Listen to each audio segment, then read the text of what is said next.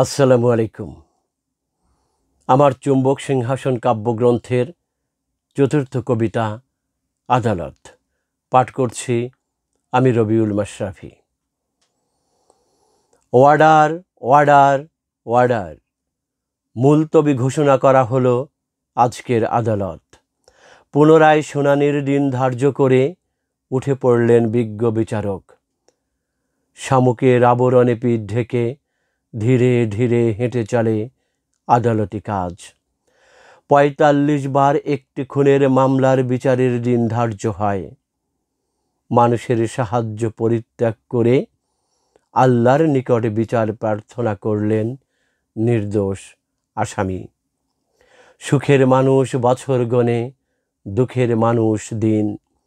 দুঃখের কাছে সব মানুষের থাকে অনেক ঋণ। ১.৫ যুগ পর আলোচিত বিচারের রায় শুনতে থমথমে আদালতে কৌতূহলী জনতার ভিড়। কি ঘোষিত হবে, যাবজ্জীবন নাকি ফাঁসি? প্রিজন ভ্যান থেকে বেরিয়ে পড়া অসহায় আসামিকে নামানোর সঙ্গে সঙ্গে একটা কাক চিৎকার করতে করতে উড়ে গেল।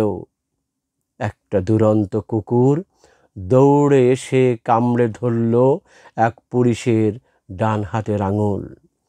হঠাৎ ঈশান কোণে মেঘ ভেঙে বৃষ্টি। কাঠগড়ায় জোর হাতে দণ্ডায়মান আসামি।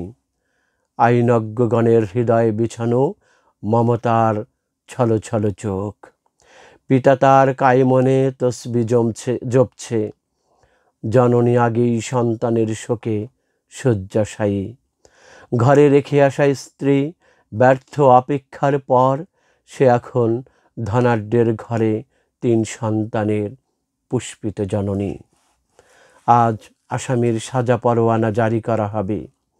বিচারকের ঠোঁটের প্রান্ত জুড়ে মৃদু হাসি। Order order order. সাক্ষীগণের সুস্পষ্ট সাক্ষ্য প্রমাণাদি পর্যালোচনার পর এই মর্মে নিশ্চিত হওয়া গেল যে আসামি সম্পূর্ণ নির্দোষ। তাই তাকে বেকসুর খালাস দেওয়া হলো। রায় শুনে আসামি একটুও উল্লসিত কিংবা বিচলিত কোনোটাই হলেন না। আকাশের দিকে তাকাতেই ছাদে বাঁধা পড়ে যায় তার ক্লান্ত দৃষ্টি। মরা দুটি চোখ এখন আর কাঁদে না, শুধু চিৎকার করে বলল, হে বিচারকগণ, আপনারাও একদিন আসামি হবেন। 18 বছর কারাগারে আটকে থাকা বয়স হারানো এক নির্দোষ পুরুষের আর্তনাদ আদালতকে একটুও বিচলিত করল না, একটুও না। ধন্যবাদ সবাই।